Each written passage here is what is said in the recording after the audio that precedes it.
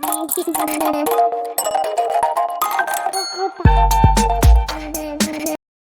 Everyone, इस video में बात कर लेते हैं मॉइल लिमिटेड की। क्विकली एनालिसिस देख लेते हैं। चैनल को लाइक एंड सब्सक्राइब करना मत भूलिएगा।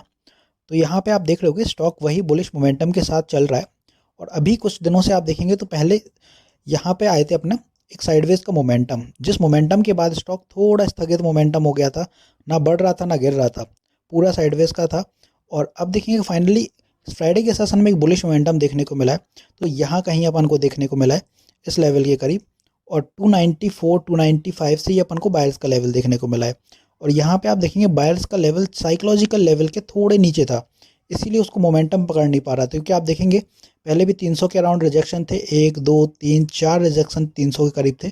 इसीलिए मैं हमेशा बोलता हूँ कि साइकोलॉजिकल लेवल पे ही आप थोड़ा दिमाग लगाया करिए। सबसे ज़्यादा सेलर्स और बायर्स अगर कहीं एक्टिव होते हैं तो वो साइकोलॉजिकल लेवल पर ही होते हैं। तो 300 के लेवल से हमेशा रिजेक्शन देखने को मिल रहा था आपको 6 से 7 बार। वो लेवल ब्रेक हुआ और आप देखेंगे बुलिश मोमेंटम बहुत तेज़ी से निकला। स्टॉक ऑलमोस्ट 8% की बढ़त दिखाते हुए ऊपर के चैनल में हर्डल देखने को मिला है। तो जब चैनल का हर्डल ऊपर हुआ है जाके, तो वो अपना लेवल निकल के आया 322 का। और 322 के साथ साथ आप अगर नोटिस करें तो पहले एग्जैक्ट इसी लेवल तक आया था स्टॉक, और यहीं से रिवर्सल था। और ये हुआ था अपना 21 नवंबर को। तो यहाँ से एक सेम रिजेक्शन तब हुआ था, और अब जाके यहाँ पे स्टॉक ने एक बुलिश कैंडल फिर से बनाई है वहीं तक। तो जो कल के लेवल्स रहेंगे आपके वो कुछ ऐसे रहेंगे कि पहला अपना जो टारगेट रहेगा वो रहेगा 325। कोई बड़ा टारगेट नहीं है, छोटा ही लेके चल रहे हैं।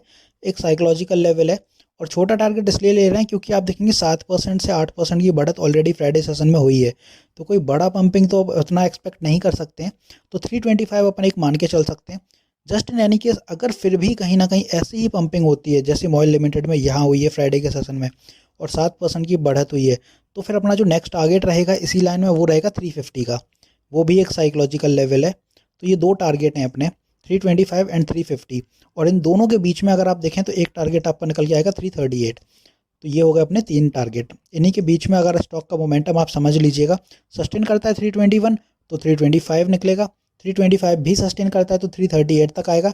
यहाँ से रिवर्सल आ रहे हैं या पुल बैक आ रहे हैं तो घबराइएगा नहीं। Pull back just new entries है मार्केट में। और अगर बुलिश मोमेंटम स्टॉक ने 325 क्रॉस कर लिया तो 350 भी जाएगा, क्योंकि मॉइल के नतीजे सही रहे थे और बुलिश मोमेंटम अब स्टॉक पकड़ रहा है। तो 338 अराउंड अगर पुल बैक आता है तो वहाँ आप री एंट्री बनाइए, और 350 तक आप शॉर्ट कर सकते हैं।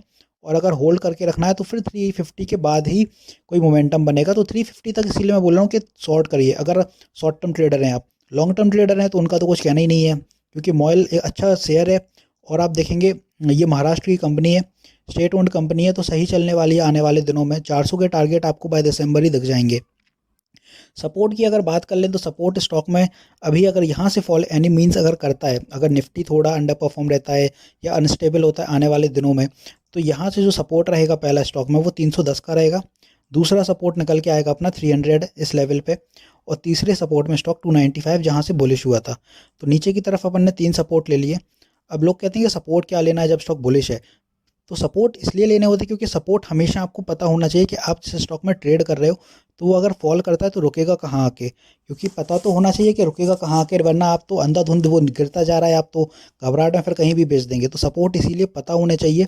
2 से 3 सपोर्ट हमेशा आपको नज़र में होने चाहिए कि अगर by any means stock fall दिखाता है, कमज़ोर पड़ता है, तो कहाँ रुकेगा आके। तो ये नीचे के लेवल पर आपके 3 सपोर्ट हैं, जो कि रहेंगे अपने 310, दूसरा 300 एंड तीसरा 295। और ऊपर की दिशा में अपने जो टारगेट हैं वो 325 338 एंड 350। तो ऐसे चलने वाला है आपका MOIL limited. Trailing stop loss ज़रूर लगाइएगा। निफ्टी ऑल टाइम हाई चल रहा है। Any reversal can disturb your returns. तो होपफुली सारी चीज़ें क्लियर होंगी। मिलते हैं नेक्स्ट वीडियो में। This is me Shubham Yadav signing off.